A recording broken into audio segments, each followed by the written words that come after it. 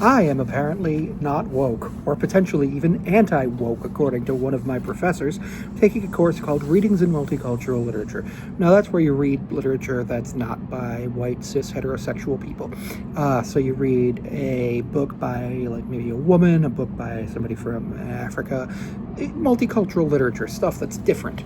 At least that's what it would be in America, and that's what it is. And we also were reading, this week we're talking about, last week we're talking about queering of reading, which is an interesting topic that I do have some thoughts on, and we wrote about it. And in my response to the readings and the nonfiction that we read, I said that it's totally fine to do things like this as long as it's age appropriate, and it's totally fine to select readings that have LGBTQ characters in them as long as it's age appropriate, but that what the professor and the readings were suggesting were not age appropriate.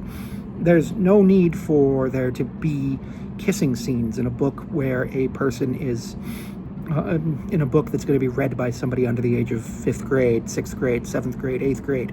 That's not age appropriate. Sure, 5th grade maybe, because they'll probably have seen stuff like that, especially if they have older siblings. But realistically, 7th, 8th grade is probably where you can start talking about stuff like that.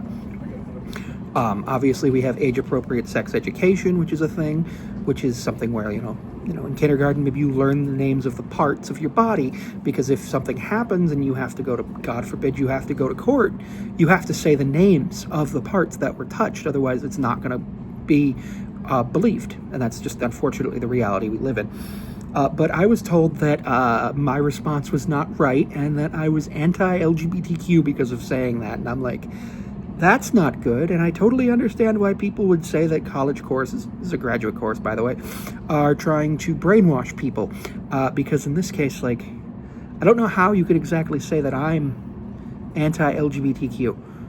That's really weird, but it happened. I was incredibly frustrated by this development, and I am working to see what I can do to be like, hey, this is what's going on, but I'm not 100% sure if it's even worth it, because this is the same woman who said that To Kill a Mockingbird's not an appropriate book for high schoolers or for multicultural literature. Sure, it was written by a white woman, but it's really good. You can learn a lot from it. I don't know. Sometimes when I'm in class, I wonder why I even bother.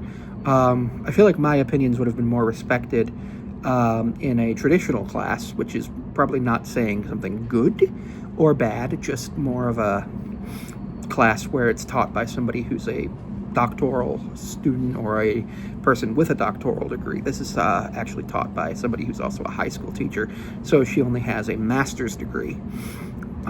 And now that's all you need to be able to teach in New York is a master's degree.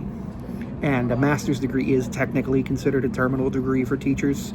An educational doctorate is something you get if you want to be a administrator or teach. So I feel, teach college, teach people how to teach. I feel like there's a lot of stuff that could have been improved, but I absolutely feel like telling me that I'll be honest with you, having issues with saying that age appropriateness needs to be factored in when selecting literature of any kind makes me wonder about what's going on. Age appropriateness is very important.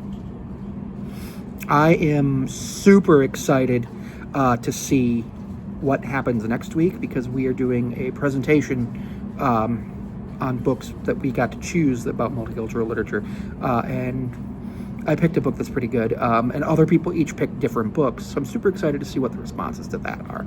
We're also talking about why we chose them and what we would do to use them. So I'm hoping I don't get told that I'm anti-woke when I do that.